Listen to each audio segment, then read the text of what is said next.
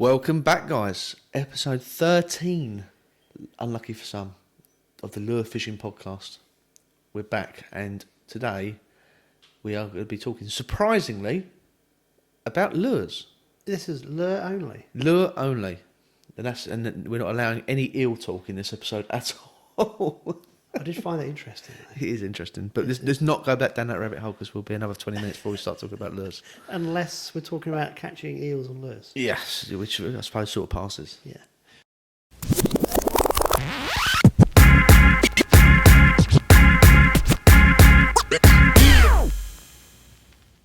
We are going to do some of our favourite lures. Yep. Unadulterated, straight into it, our favourite lures, Yep. nothing else. Okay.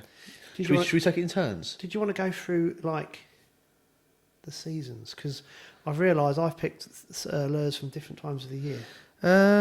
What have you done the same? I've not thought about it. I didn't think about it. I grabbed if I was going fishing for ones that would be first in my bags. That's the ones I grabbed. Have you got you got lures for different species? Different species, different types of fishing. Yeah. Let's do different species, shall we? Okay. What do you want to do first? Sander? You haven't got any sander baits. I'm going. Perch I can do. If we've rehearsed. I think we should just. I'm just going to tell you my favourite bait and why it's my favourite. Tell me one of your favourite baits. Right. So let's start with the big one because it's out of the packet. That's big, is it? Well, big for me. Yeah, not quite those monstrosities you've got over there. Look at the size of them. That should be on your shopping list that you had there last week. Right. So this is one. For me, it is quite a big lure. But I'm guessing for you, not so much. But I started using this a couple of years ago on the reservoirs, and it's the Lunker City Finesse Shad. I think this is the 7-inch, I want to say. Looks about 7 inches-ish. But I started using these vertically, and on days where I was getting zero reaction from fish, this, whatever it is about that, you can see it was a bit trash because it's caught a few fish. Whatever it is about that profile or something about that. That smells nice. Yeah, was drawing bites, and it was generally the first thing I put on. Even on days where other people were struggling with even similar size, similar looking baits, that seemed to do the business. So I enjoyed using it, and that's why it came The tail is at 90 degrees to how it. No, actually, no, it's not. It's just been twisted where it's been in the box. I thought that was some ingenious design. No. It's just been where it's been chucked in a box at some point. It's the first. So that's a Lunker City. Lunker City Fin S. So FIN-S shad. I have got in my man cave the most beautiful looking zander jigs, vertical jigs. What would you call them? Twin tails, V-tail things. Vertical shads. Yes. That these guys are making over in Sweden. Mm-hmm. I have never caught a zander. Really? No, I haven't. I've tried them. Yeah. They're made of the most beautiful, like, plastic, and they look. So this was sort of my advent into what has been coined as sort of pelagic fishing. So I was marking singular fish on electronics, and for me it was very basic electronics, and I only had a down scan. I didn't have anything like that, and I was marking individual fish. And it was the first time I really visibly saw a reaction from fish on electronics, and it was using these. It was watching the lure down and learning. I'm not going to go into too much actually, because I know this I've been told this by other people. It's a bit of a guarded secret, so I'm not going to say any more than that. But watching the reaction to this bait in a particular way was very interesting. I learnt a lot from using this bait, so it's got a very. We'll have a chat about that later. Yes, yeah. It's got a soft spot in my heart. This bait. I didn't do it too much last year. The year before, I've done because we were doing this. God, I'm old. 15 years ago. Yeah. Over, but we were using fox chubby shads. Yeah. And then I read up about how to do it properly. Yeah. So I started really going light on the jig heads. Yeah. And because we didn't have we only had like the crappy down sonars thing. Yeah. And I had a lot of zander doing it, and it felt like if you could get on top of one, they'd have a go. Yeah. These days, these fish have seen so many different baits that they haven't seen this one. Yeah. No. Well, do you know what it was? The first time I went out, and I went specifically trying this pelagic fishing. That's quite a big one. Yeah, for that style of fishing, Yeah. that's what I'm saying. For that style of fishing, anyway, so I went out. I had this particular reaction from fish, which I'm not going to say any more than that because it's a guarded secret. And Good God, no. I had a particular reaction from fish, and then instantly, the second I stepped into my car, I was on the loudspeaker to Tom Hunt. Tom, what in the hell was I doing wrong? This is what was happening. And Tom said one thing, and it changed my entire attitude of fishing. And the next time I went out and caught pretty much every fish I marked. Wow. Yeah, not big ones, 6s, 5, 6s. Yeah. But every single fish I marked, I got the right reaction or a landed fish, and it's very interesting. It was one very simple difference to what I was doing wrong the first time out. Yeah.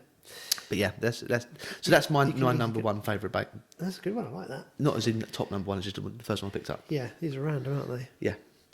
Shall I go next? You go next. Now, everyone has to understand that sometimes I get the names of things completely wrong. Because it doesn't matter what it's called. Because I don't even remember. As long as it does the job. I know what works, and I go, that's the one I want. But I am a nerd. Charlie, this is a... Man's Baby 1 - distributed by Quantum. There we go. And these are great for chub. Brilliant. Wayne Fletcher hails them as the number one chub lure of all time, bar anything else. These are... I've caught very few chub on lures. I think I mentioned it in last week's podcast. Yeah. Going to try... I aim to do a little bit more. Mm-hmm. You aim never do it. But, yeah, I've caught on these. I have a lot of confidence with these. Yeah. And we were talking about this. Is it the rattle?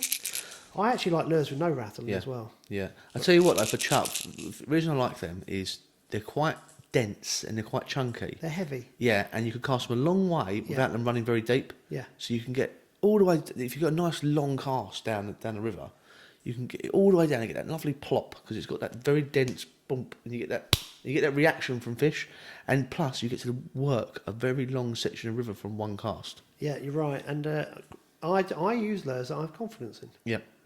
I don't overthink about it. I just use lures that I know will work, and this bad boy works. So I really like these. So I've had some very positive experiences using this. And they've been an unchanged lure for decades now. I think they're a very old style of lure that hasn't been messed with, because why mess with something that works? Don't need to do that. Yeah. No. And you can see what's going on. It's visual. Yep. Because it only goes down about 30 centimetres. Yep. Very good. Yeah. Yeah. So I do like those. So that's what's one. We haven't got top. They're not. We haven't got Not one in favourite order, lure, because just no. like lures we like using. So that's You can't put them all in one category. So, no, there's so many, aren't there? Yeah, that's the good thing about lure manufacturers are rubbing their hands, because it is like candy. Oh, of course, yeah.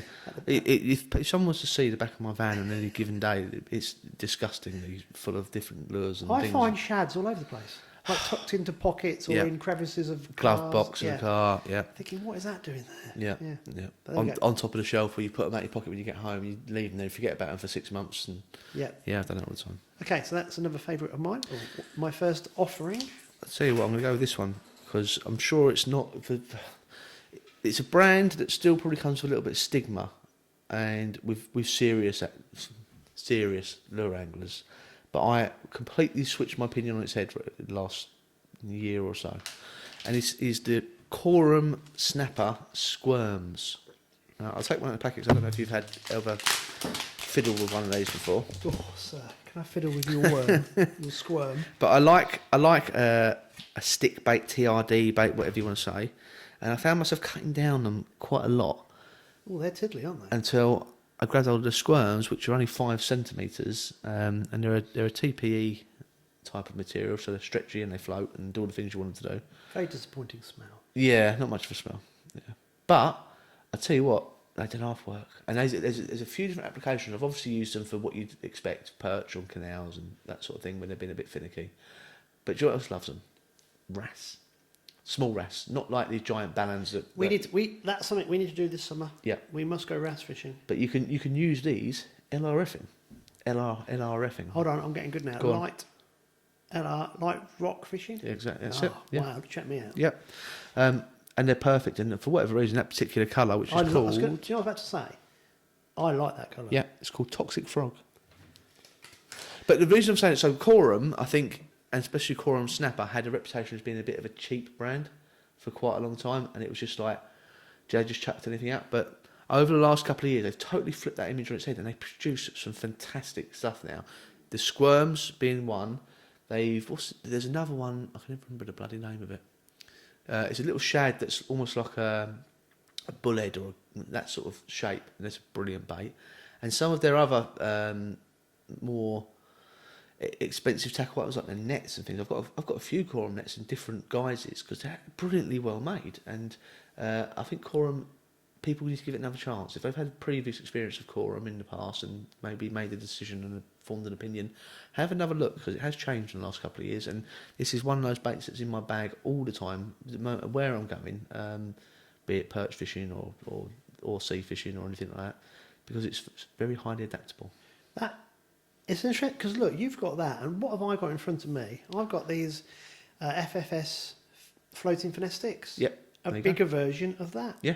And Tom, incidentally, now makes a 50mm version, which is very similar size. Well, that's 5 centimetres, the same size. Yeah. There you go. And it just shows that these. I think it all started with.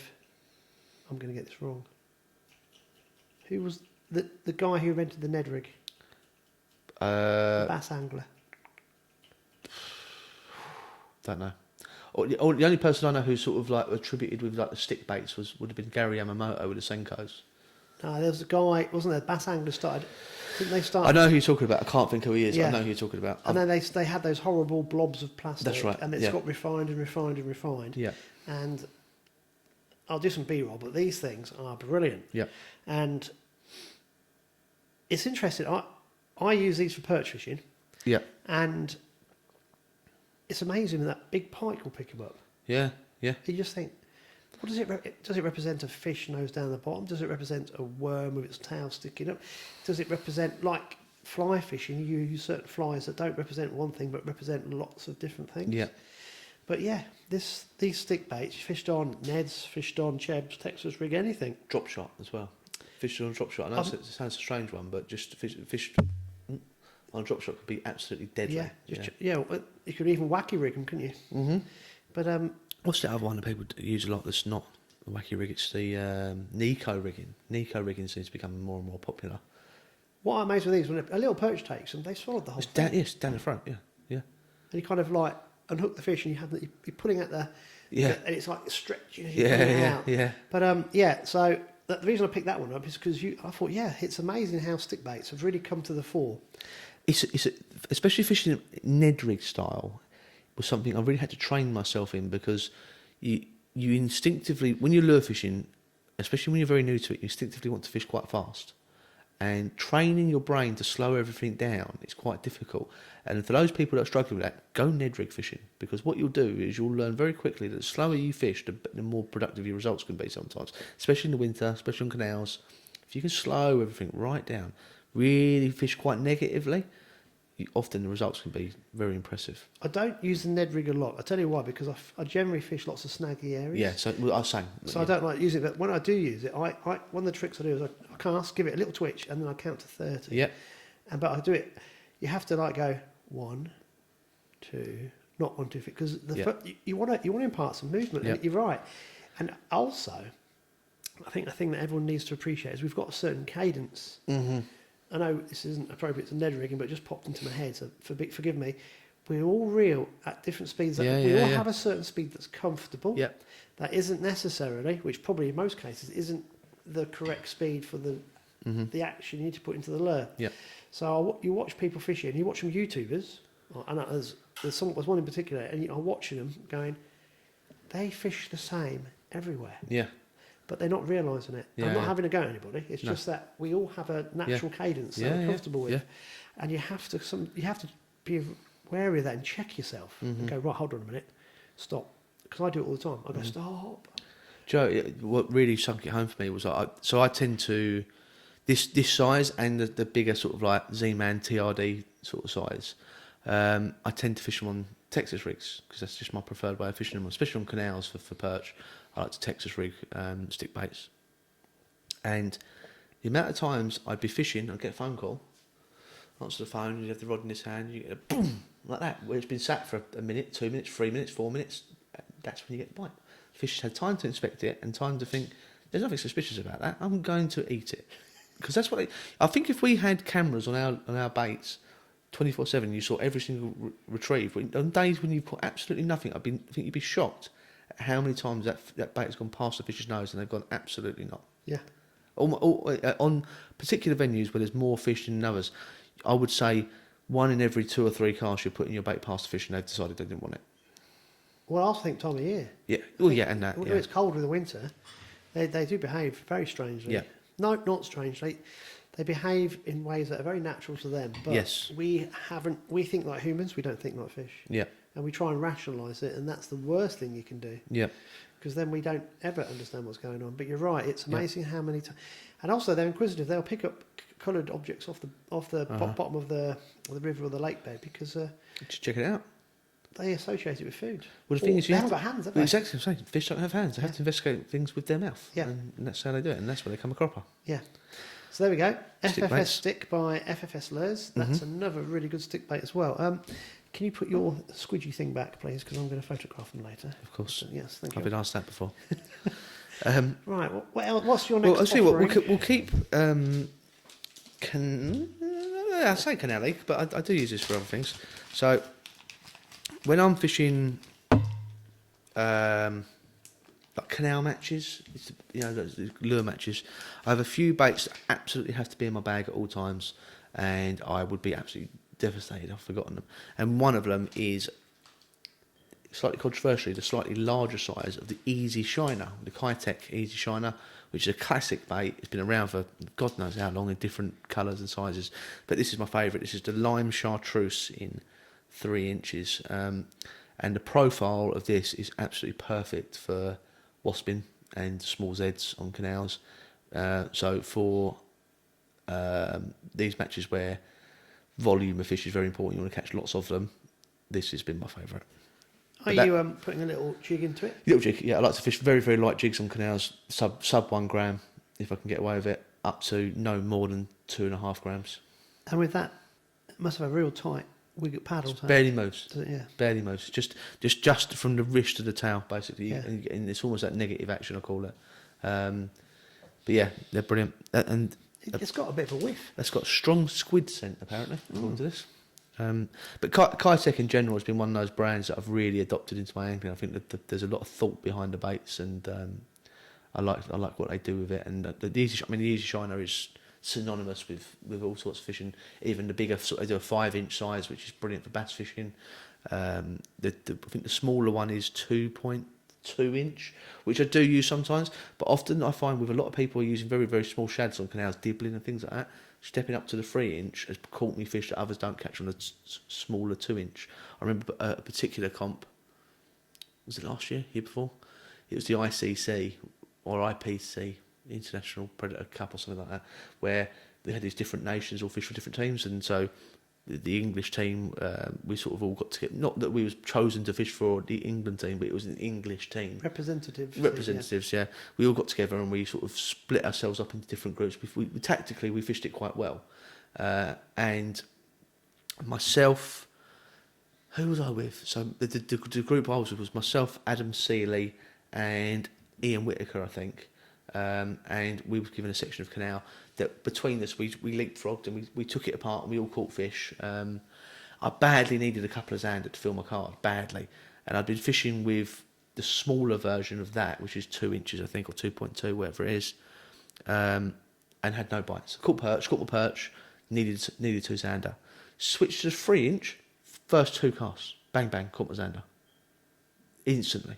That just same colour, fishing the same area, just an extra bit of profile, whatever the reason be it the water clarity, they needed that bigger profile to zone in on it, or whatever it was, caught my Xander straight away, and then I could concentrate and go, and didn't catch my pike. I think I ended up finishing 6th or 7th out of, it was quite about 100 anglers that day, I think, so it was a decent competition, and the English team won by quite a long margin at the end, so it was a good day.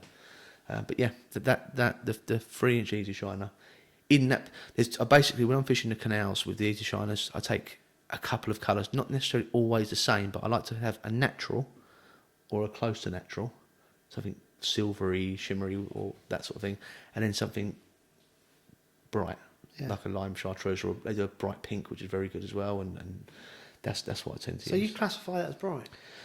brightish, brighter, or non-natural is probably the best way to describe it. Yeah, my whole take on chartreuse colours is changing in my head. Oh, really? Yeah. Okay. I can't work out where it now sits. Yeah, I've always classified it as bright, but I stand to be corrected. No, I'm not saying I'm right. Right. I'm just finding out that I don't like using bright lures. Right.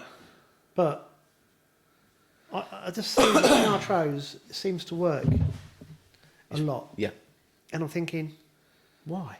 Yeah. Is it a silhouette type thing? Yeah, maybe. I don't know. Is it because fish don't see colours as we do, which is probably the case? We'll get onto that a little bit in one of my other baits, but yeah, but I mean, this is a very similar colour. These. Yeah, it is. I just find, chartreuse is just a good all round colour. But I don't actually like using it. Yeah. But I have to.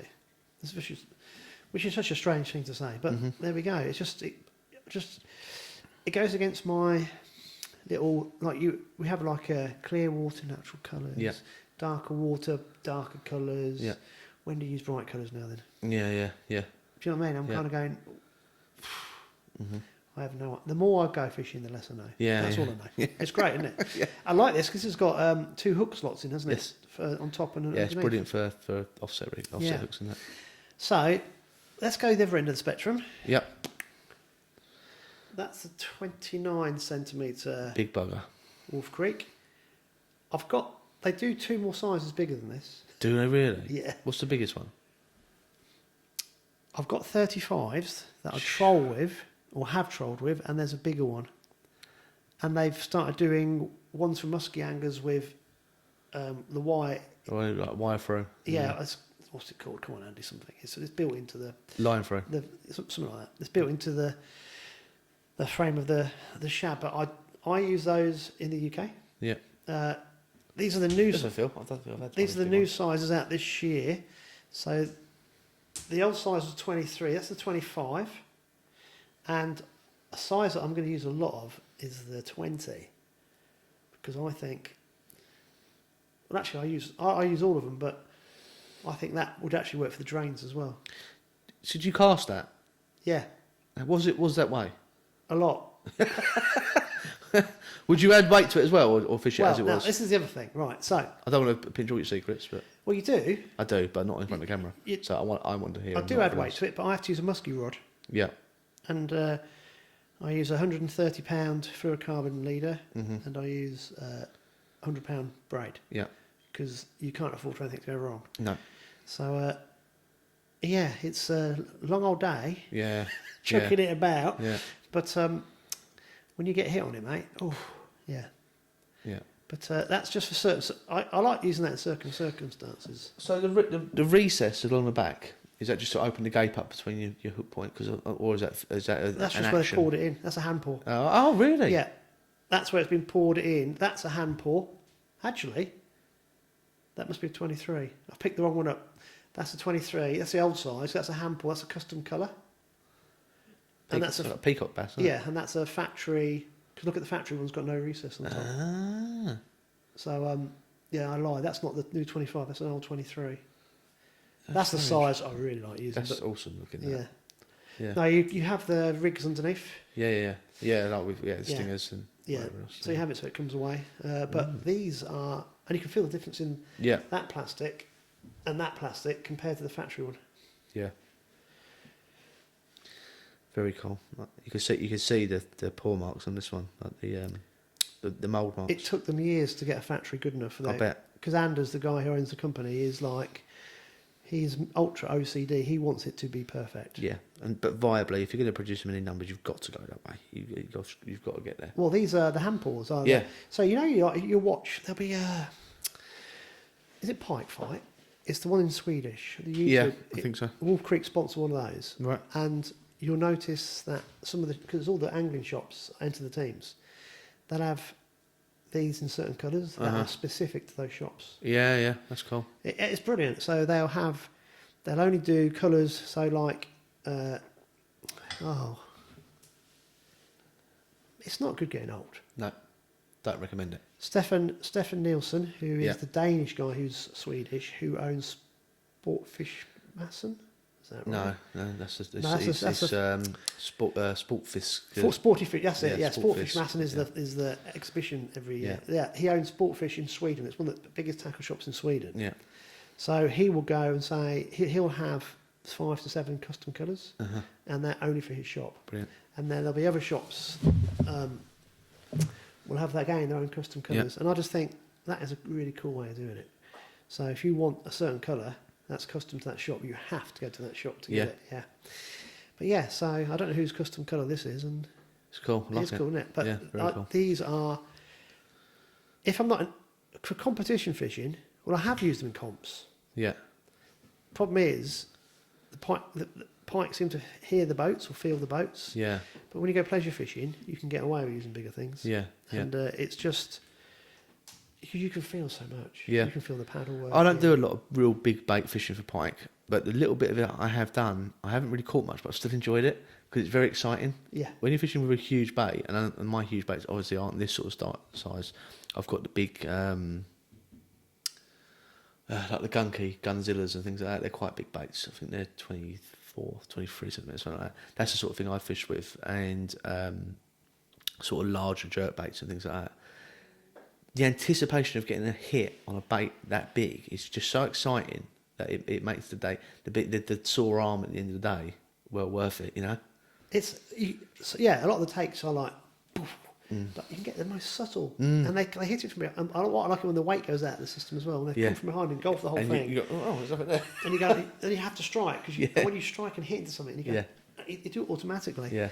But it does get to the point where you end up counter-striking in your sleep. Yeah. Because you are like a coiled spring waiting. Yeah. But no, But obviously they're good friends of mine. Obviously they help me out. They send me loads of stuff, which is good. And it's not a shameless plug. They work. They're so good. Yeah. But you have to learn how to rig them.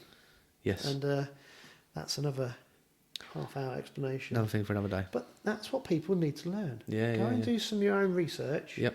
Learn how to rig things, learn new methods, and the reason why these work so well is that when you hook a pike, the rigging system comes away from the plastic. So you can't use it You can't use it as a leverage to throw the hooks. Yeah. Yeah, which is really important. But I had a black one of these, and I wish I kept it. You should have seen the state of it. I only used it 3 times. I really got it was destroyed. Yeah, brilliant. It was absolutely destroyed. Now, before we go on to your next one, musky anglers would call that small. I know, yeah. Crazy. Yeah, I've even some of the European pike anglers using huge things now. You see the guys using like the double Murus mouse with the gator catfish and things like giant 35 centimetre plus 40 centimetres. Yeah, going that way, isn't it? Yeah, it's so exciting, though. So exciting. Well, again, they're fishing, they're on the big Dutch walls, weren't they? Yeah. And giving them something different. Obviously, fishing areas that, I presume they're hammered, I don't know, but you think hammered waters, they wouldn't respond, but doing something different. Maybe that's the trick, just doing something different. It is, a lot of the time. Yeah. You talking about your black one, leads on quite nicely. So, this is, I'm going to, do you know what, we'll talk about this one now, because this is my absolute, bar none, if I only had to have one lure to use for the rest of my life, this would be it, because it has accounted for so many fish in different places all over the country, in different scenarios. But this is, and it's been no surprise to anyone who knows me or has followed any of my social media over the past few years, but it is the Keitech Swing Impact Fat in black. It changed my angling entirely. In lots of ways. Now, you have that strong squid scent again. It smells like my pants after day 3. Yep. Once you've turned them inside out 2 or 3 times and put them back to front. But yeah, the amount of canal zander I've caught on those is unbelievable. I had a particular day, right? So it was so regularly producing that I got to the point where I started to test away from it. So I'd used different colours of the same bait, or I'd use different baits in black. And I had one particular day where I had 40 something fish, 44, 45 fish, all on that bait, but one bait, black Swing Impact Fat. On that day, I'd put on different colours of this bait, 4 or 5 other colours, couldn't get a bite. Instantly switched back to this, bang, straight away. switched to other baits in black, similar sort of profile. Couldn't get a bite. As soon as I went back to that, bang, got a fish. Now, I don't know why. I don't even claim to know. What I do know is they bloody work for me. And the confidence I have when I'm fishing this, I am convinced, wherever I am in the country, no matter, and this sounds stupid, but no matter what the water conditions, they could be absolutely tap water clear, it could be, you can't see an inch, I'd be confident using them. So are you rigging it with a jig hook? Lots of different ways, yeah. I've fished it with, depending on where I'm fishing, I'll fish it with just a regular jig, like an open jig. Yeah. Or what I was using I was fishing the Oxford Canal quite a lot for zander, and this is quite a strange one because not a lot of people fish for zander this way, but that's such a snaggy canal. If you fish any other way, you lose it. You lose baits every cast. With a weedless jig head, so a conventional jig head, but with a weedless offset hook in 1.5 grams, something like that. So plus the weight of the bait, maybe 3 or 4 grams, 5 grams. The smaller size as well. So this is the 3.3. There's a 2.8 inch, which is also very good, and I'd alternate between the two depending on the day, and depending on whether you can bloody get them. Because I made the mistake of shouting from the rooftops about them, and then I couldn't get the buggers anywhere. Like they sold out of everywhere. But yeah, they're for me my number one lure of all time. Not even anything else comes anywhere near to it. Isn't it strange? Because black, right? I've got Wolf Creek do some little perch shads in 7.5 and 10 centimetres, and I've got some black ones in 10, and I need to try it properly, but I keep putting this lure on, I can't catch on it. Yeah. And in my head, it should be dynamite. Yeah. And to be fair, I only put it on when I'm desperate. Yeah. Which is the wrong way round. I should actually try it, start with it. And to me, black should work as a silhouette lure. Yep. It should always work in dirty water, and it should work high. So that's the interesting thing about this. So when I was fishing for those canals on the Oxford, I was fishing dead on the bottom. So the way I fished for them, I was casting across, letting it hit the bottom, rod it up, and just painfully slowly straight retrieve. Like so slowly, you crawling. So slowly, you just feel every now and again the rod will go like that, where you'd be on the bottom, and it would just lift off because you're not using the offset jigs. Yeah. It wouldn't hook up, and then all of a sudden you just get a boom, and that'd be a fish on, And really, I took a couple of friends, and I'd say, right, cast fish real slow, no slower, no slower. No, you're still fishing too fast. Slow down. No. Slow like this. Bang. It was. The bait itself must have been doing virtually nothing, because the actual wrists on this bait is so thin. Yeah, I was looking at that. It doesn't need much to push that tail either way, and I'm sure the ribs have got something to do with it as well. The water they push and move. You don't need to do a lot with it. Do you remember those trout lures we were using? Yes, exactly. Yeah, had those ribs, and they looked horrendous, but they worked. Yeah. So for zander sometimes on the canals where fishing very subtly can be the way to fish for them. I think that was why this was so good. The nature of this has been copied by so many different companies over the years as well. Yeah. There's so many different variations to it, but Keitech is, as far as I know, the original of that style of shape. Is it a little shimmer again? It rolls and folds on itself and does that sort of side to side rather than that. Yeah. Whereas this Easy Shiner is more like that. Because the Easy Shiner and this one are very similar shape, rounded tails. Yeah. But because there's difference in size. Yes, exactly. Yeah, so they're not much different in length. I think so. This is a 3.3 and the Easy Shiner's a 3, but you can see a much wider body on the. So there is a swing impact non-fat as well, which is a finer profile. But I think for those coloured canals, that bit of a bigger profile helps. But zander sometimes want a big paddle tail. Yeah. They really do. Yeah, they're interesting. Yeah. This is great because we've got such a range, haven't we? I've got 2 more. I'm going to save top water till last because top water's fun. Yeah. Now this is the Craw 21 from again FFS Lures. Yeah. Tom is an amazing lure maker. Yes. He's a good friend of mine. But I'm not being biased here because of that. What he makes, I have great faith in, and I use them a lot, and I catch an awful lot of big perch on them and other fish. Yeah. But I just find that because he's such a clever guy, he's been making his own moulds. Yes. So these are his. Yeah. So they could get copied, but they are his. And there's a lot of field testing goes into these things and a lot of thought process. And this works. Yeah. It doesn't smell of anything. It just smells, but it works. Yeah. And that's all I can say about them. Is when I've used them, the hits you get on these are violent. I like the thought. Like, so listening to, obviously, to the podcast that Tom filled in for me, it gave me a slight insight into how Tom's brain works. I've never met Tom. We've chatted online. His brain works very strangely. Yeah, he's a problem solver. He's a problem solver, yeah. And I like how he gets to the end result. I like the way his brain processes issues and offers up these resolutions, and he breaks them down in his brain. So I forget what it was that he said. It was the batteries, the lithium batteries. Who does that? Who builds their own batteries? I spoke to him a couple of days ago. He's making a redneck air conditioner. I saw it. Yeah, Has he put it online? Yeah. Well, look, I said to him, "No, mate, if it's you, it's not redneck, is it?" No. But, you're overthinking this. What I am. Yeah. Who does that? Yeah. I'll just open the window. Yeah. Or just be really hot. Just deal with being hot. Yeah. He has to solve the problem. Which is why I have the utmost confidence in anything that Tom produces bait wise, because of how he's got to his end result and how he's analysed it. That it wouldn't be. I know I can see it in him that he wouldn't be happy unless it was exactly what he wanted from it.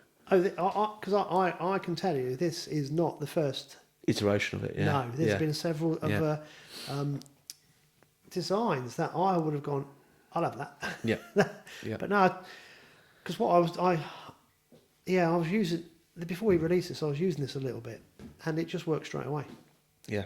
And it was I wasn't putting it on when the fish were feeding. I was putting it on as a secondary thought, because I was catching on my going bait that I was using. So I thought, I'll put this on. It won't work. Doink. Straight away, and I thought, bloody hell, that they do like that. And when I was watching it in the water, it just sits. Well, I was just playing with it, looking at how it hangs like over your finger, where so a lot of it is weight forward in the claws, and it. Yeah, they're buoyant. Exactly. They'll stick up. Yeah, that's what I mean. They're so independent to the body that the movement and the independent way they can interact with the water themselves is very different. And then you've obviously got these little appendages on the back.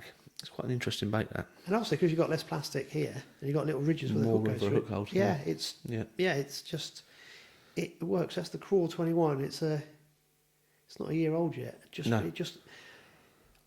I just like things that are practical that work without too much nonsense. Yeah, well, we can leave the nonsense to people like Tom, who can go through it all and work out all the problems, and then like me and you can go, thank you very much, this works, we'll buy this off of you. Yeah, just use what works. That Crawl 21 is an amazing bait, and I haven't had. He's brought a new frog out, and I haven't had a chance to use it yet. But I had little input into it because we spoke about. It's got a foam insert on the back, so you can use it for top water. Brilliant. And you can put the hook through the back of the foam, and it rests on, and then on top, so it's not. Yeah, so everything stays in place. Yeah. And I need to play with that. I haven't had a chance to play with that yet, but I like BFS, but it's a bit boring. So I need to try and I use these things for non-BFS things, and they work just as well. So I shall steal some of those off him soon. These on a little Carolina rig, I think, would be absolutely perfect. I'd Cheb them, I'd Texas rig them. Yeah. Even drop shot. Yes. Yeah. Zander love big baits for drop shot. Yeah. Even little Zander. Yeah. It's amazing what they'll go for, because again, they're not going to. It's not something. It's lots of things. Yeah. You get that above their head. It could be anything. They absolutely nail it. Yeah. So again, it's versatile. Yeah, which actually leads quite nicely into my last choice. Have you noticed your plastic? What? Everything you've got. Yeah, which all gets chucked away. Yeah. Yeah. I thought I was very shad orientated in my fishing. Right. Yeah. But actually thinking about it, I've started to use a bit more. Oh, I see what you mean. Yeah. Yeah. I see what you mean. Yeah, I am very plastic oriented. I like soft plastics. I do. Yeah. But I'm trying to just expand a little bit, particularly in the warmer months. Yeah. So this is a very well known bait over the last few years. I think it probably came out maybe 4 years ago. It's the Spro Urban Prey Hog, and that's the 70mm version. There's also a 53mm, and that colour you've got there is the X Virgin. That's a nice colour. Yeah, and it's one of those baits. The thing I like about Spro in general, and this particular range of baits, so the Urban Prey, so they've got the Hog, they've also got the Slug, which is a small shad with a similar sort of body to this, but without the appendages and the arms. It's had a little shad tail.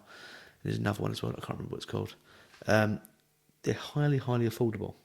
They're not expensive. I think they're about $3.99 a pack. How much you get in a pack? With these bigger ones, I think it's 4, and then with the smaller ones, I think you get 6. Remind me to come on to that at the end. Okay. Yeah. Yeah. But they're a very versatile bait. So I've used these from everything from on places like Hanningfield, fishing for perch from big reservoirs and deep water, to rivers for chub and for perch and things like that, to canals for zander and perch, etc., etc. They tick a lot of boxes for me, and you can fish them a lot of different ways, and they are buoyant as well, which helps with presentation sometimes, and different types of presentation. But yeah, it's one of those that it's like it's a confidence bait. Yeah. So I know it works. I know I've caught so many fish on it over the last few years that I know it works. It's just applying it in the right way on the particular day and that's how the fish want it. That's the key to all of this, isn't it? Yeah, you go to your confidence baits and apply it in the right way. Yeah. I like that's a nice looking bait, isn't it? Yeah. Yeah, and there's a few different colours I like. There's that one. There's one called Gobi, I think, which is like a lighter, almost like pinky, but not like a bright pink. And then there's one called Citrus Disco, which is a chartreuse, which is very similar to this sort of like salt and pepper shakes in it as well, cool. which is great. Yeah, and that's probably my that this is a staple in my angling across the board when it comes to lures. I was just thinking, it's amazing how you've got all shady plastic lures. Yeah. And I thought I was really shad plastic dominant, and I'm not. This is my last offering. Mm-hmm. It's a top water. Yep. And it's the Ilex moccasin. Yeah. Is it water moccasin or moccasin? I could never remember because there's two, isn't there? There's the subsurface, which is a water monitor. I think it is the water moccasin, but don't absolutely quote me on that. Brilliant baits. Yeah, perch top water. It's got the action in the nose is a fantastic water dog style. Yeah. It's quite. They're not cheap by any means, but they do catch fish, which makes them worth the money. I was put onto these last year, and I've never seen takes from perch like it. They absolutely destroy it. Explosive. Yeah, and it's great fun to use. And you haven't got to impart much action. No. You can be quite subtle. In fact, what I found worked for me, which is probably completely the wrong way of doing it, I end up putting that finger on top of the rod, the reel here. Right.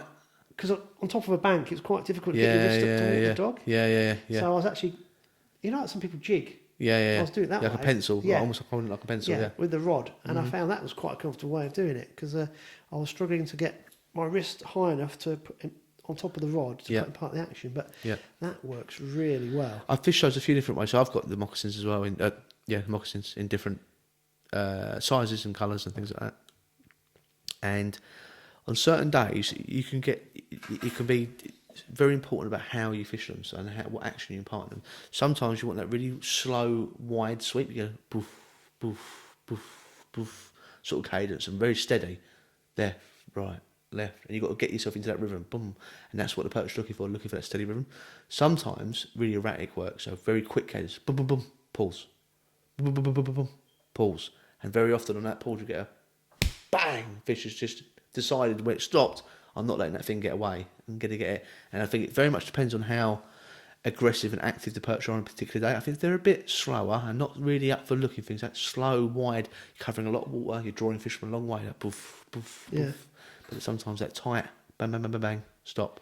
I found with these, you've got to be careful. If you've got that big wide one, what happens is the whole thing comes up. Yeah. It flies out the water. Yeah, as long as you don't put too much into it. If you get that cadence right, it's all about getting that that rhythm. Yeah. You can that rise. I don't actually mind that, because what happens is it turns it up and it actually makes it look like a bait fish. Oh yeah. You know. These look just like bleak. Yeah. Exploding at the top of the water.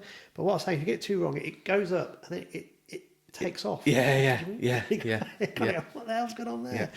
But particularly I was fishing these at distance, so it's quite hard to. Definitely, yeah. And as you're getting closer, you have to actually decrease. Yeah, you have to adjust intensity. Yeah. So that's why I like using things like this, because they're not. You've got to think about it. It's visible, so you can actually see what you're doing and you adapt what you're doing to impart a different action to get a different result. And like what you were just saying, you've got to think about it a lot to get it just right. Yeah. That's what I like about it. You see, this is something else that I don't think a lot of people think about, particularly fishing. Well, I can say from a boat, but it's not. It could be from a bank. If you're fishing a big body of water, Yeah. if you think the fish are on a constant retrieve, Yeah. as the bait gets closer to you, you need to slow down the retrieve. Yeah. Yeah. The speed, to keep the speed the same. Yeah. This was made obvious to me when I was top water fishing for muskies. The muskies, if you get them on top water, they follow for a hell of a long way, and you see the fins. I don't know how they propel themselves. It must be by their pecs, because their dorsal fin and their what's the back fin called? Caudal? Tail fin is steel. Yeah. Just cutting through the water. Just cutting through the water. Yeah. And they are tracking your bait. Yeah. Yeah. You speed up or slow down, they just fade away. Yeah. So on a multiplier, the spool is getting bigger with the more line you're imparting on it. Yeah. And therefore you have to slow down. You subtly have to slow down as the lure's getting closer to the boat to keep the speed of the lure the same. Yeah. I don't think a lot of people think about this. No. When you're fishing a shad on a resi, Yeah. to get that fish to take as it's coming up next to the boat, you've had to slow down a hell of a lot to keep it the same depth. Yeah. People don't. No. What they do is they keep reeling, and actually because the spools, it just goes. Shoot. Yeah. And I watch a lot of people fishing, and I watch people casting on the fly. I used to play a lot of cricket, so I used to like people bowling. Yeah. I don't know what it is. Yeah. I like watching, analysing. Yeah. And if I get someone in the boat, I like watching what they're doing. Again, I'm not saying I'm right, but these little things have been passed on to me. So this is right, but it's not something I've come up with. And people will reel the same. Yeah. And you kind of think, they're not thinking about this, they're being mechanical. It's something I've noticed. I've corrected a few friends on when canal fishing. So I was saying earlier about when I'm fishing nose and I keep the rod tip up and just reel very slightly. But what I do, I didn't say earlier, is as it gets closer to me, I'll lower the rod tip. Because otherwise, it's not going to be on the bottom when it's under my feet, which is often where the fish are, is there on the toe path underneath your feet. So as it's coming in, as it's getting closer, I'll be lowering my rod tip, but it's still constantly so I'm adjusting one thing to keep another thing doing what I want it to do. And a lot of people don't know. They don't really think I don't know if it's what you want from fishing. As like we said before, I overanalyze it and I think, right, well, how can I get the best result from what I'm doing? And that's what I'm doing. I'm trying to adjust something to improve my catch. But a lot of people just go fishing to go fishing's sake. So that's what it is. Well, no, it's the better anglers. If you improve 1% every time you go, if you've been 100 times, you're 100% better. Yeah. And it is that, so we want to enjoy, relax and get de-stress, but also if you can get totally absorbed in what you're doing, that helps that even more. Yeah. But thinking about all these things, and it just came into my head when you mentioned that, because I took myself back to last summer when I was catching these top water perch, and also the perch would come on the feed. And then go off, like someone had thrown a switch. And I was convinced it was me messing up with the retrieve. And I had to go back to the venue 3 or 4 times, and I just realised, actually, it was just, they came on. And they went off. But then I'm thinking, right, if I'm really good at this, I should be able to catch them when they're off as well, and get them to get the odd one to react. That's when I really overthought all this. I was thinking about the retrieves. But isn't that great that a lure can get into your head that much? Yeah, definitely. It's a really good lure, but you have to think about how you're using it as well. So it doesn't do all the work for you. No, and there's even like these big shads. There's subtleties that you have to implement into how you're using them. And that makes a difference to them not working at all, and to you having a red letter day. It's incredible, and that's very interesting. I think that's one of the reasons we go lure fishing. Is there a lure that is unavailable now that you wish was still available? Anything you used to use that you don't use anymore? Because there's one thing I remember using. Actually, I think you might have spoken about this with Tom in the podcast that I missed. Something I used to use a lot, and I'm sure it was Fox that used to sell them. They had these giant spoons, massive things, and Fox used to sell them. I don't see anyone selling these big spoons anymore, like the big flutter spoons, especially in the UK. They just don't seem to exist. Like, And I used to really love chucking them on the rivers and things like that, but you just don't see them anymore. I've got some big metal spoons that look like they've been hammered. Yeah, these were fox. They were painted, and I'm positive those fox. Someone will correct me, I'm sure, but they was big, like 6 inches, 7 inches, big things with obnoxiously large trebles. But No, I tell you, Westin yeah, did a shad. that one that It was dynamite. Yeah, And the following year they did it without the appendages on. right. Yeah, And I didn't buy it. no. Because I knew it wasn't the same. Yeah, But I can only get them in Sweden. And right. that's when I was talking to and he might have been winding me up saying they work so well, we took them off. took them off. Yeah. But they only seem to have them out for a year. Yeah. And I've still got the original 3 I bought, and they have one colour didn't work very well. One colour, it's been glued back together so many times that it sits in the box, and I never use it. I look at it and go, why? I should really retire that. Yeah. But, no, I don't have a favourite one. I'm always thinking in my head there's better out there. Yeah, looking to improve on... It's probably a disaster, but good news for retailers. Yeah.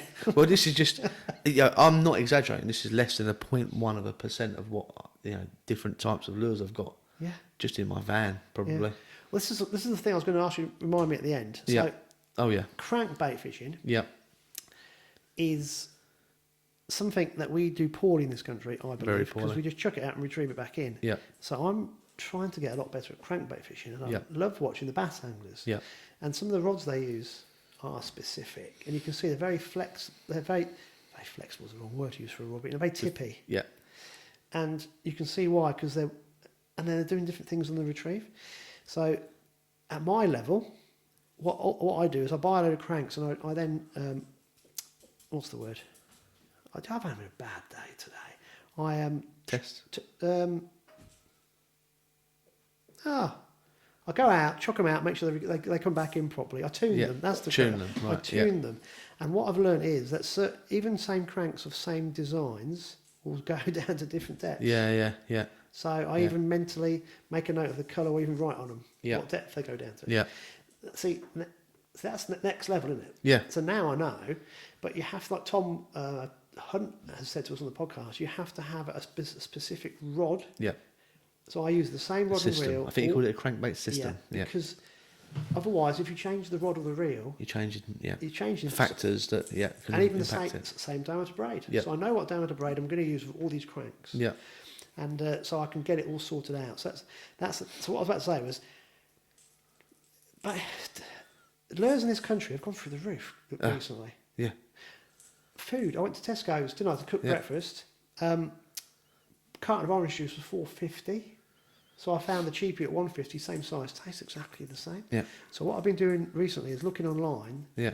So I bought a load of crankbaits, and if you look carefully, there are some really good deals to be had. Yeah. So I've managed to find some cranks at 40% cheaper than I could find anywhere around in this country, sadly. But you know what's strange? So the guy I work with, Will, he's just got back from Florida, and I said to him, "While you're over there, give me a video call from Bass Pro, so I'll pick a few bits up." Like, and he's an angler, but he's a fly angler. He doesn't really get the lure fishing thing, so I wasn't going to let him just go and choose things because he'd get everything wrong.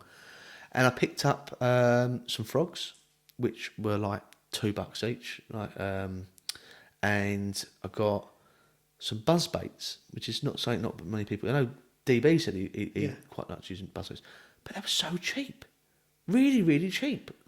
And when you look at a buzz bait, it's not much to it. It's a bit of bent wire and hooks and a propeller. That's it. But if you used to buy one over here, it's probably 15 quid, 20 quid. Yeah. How? Everything goes through so many hands, I suppose. Yeah. But when you said about which one was it? It was very cheap. The spray. Yeah. I've picked up some shads recently. Yeah. And I'm making sure they're less than £1 each. Yeah. So I'm looking online. Yeah. I wanted certain sizes.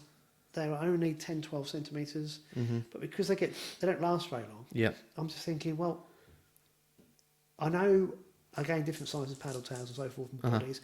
I know what shape I want. So I'm thinking, I've just shopped around. Rather than buying the named brands, I'm just going, I've seen someone using those. They work really well, and they're only £1 each. But I buy a pack of whatever. And sometimes you look online, and tackle companies are doing discounts. So I managed to pick up, again, another load of shads yesterday for dirt cheap. Yeah.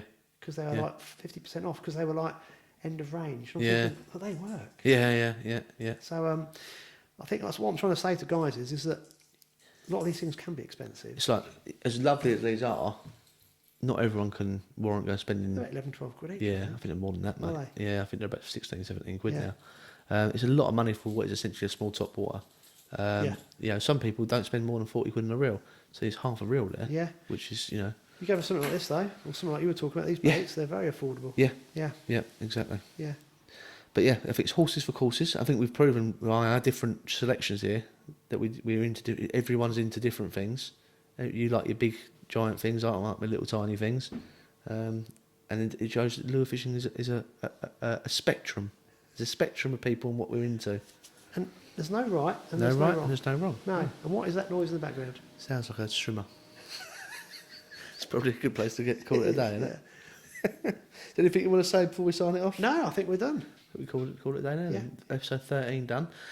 What's your favourite lure, guys? Anything here that you like? Anything you think deserves to be sitting atop the mounting of lures that we're currently compiling? And don't forget, I don't think we mentioned the last one, we're still wanting packages from you guys. Andy will do his bit and put all the information in the description I can never remember. But send them in. Send one of your favourites, something you made yourself or something you're working on. Share it with us. Let us see it. And we'll give you a little shout out on the podcast and have a little look at it and dissect it. Give our opinions of it. Or any other comments you like. Anything you want to see in future podcasts, give us some ideas. Any guests you think we should be trying to collar to get in? We've got some very exciting guests coming up. We can't give anything away at all, but we've got a couple of very exciting guests who will be offer maybe a slightly controversial point of view. We just got to think of logistics. Got to work it out. We've got to do the bit where we all get together. So look forward to them. Can I just say my brain's not in gear. Go on. But yeah, you're right, Charlie. I've completely forgotten about this. I normally harp on about it. If you interact with us, we can then take this to the next stage. So this is it. Charlie's spot on with this. So thank you for reminding everybody. I utterly forgot. Yeah, that's it. And we'll continue to crack on. Yeah, brilliant. Thanks for watching, guys. See you next time.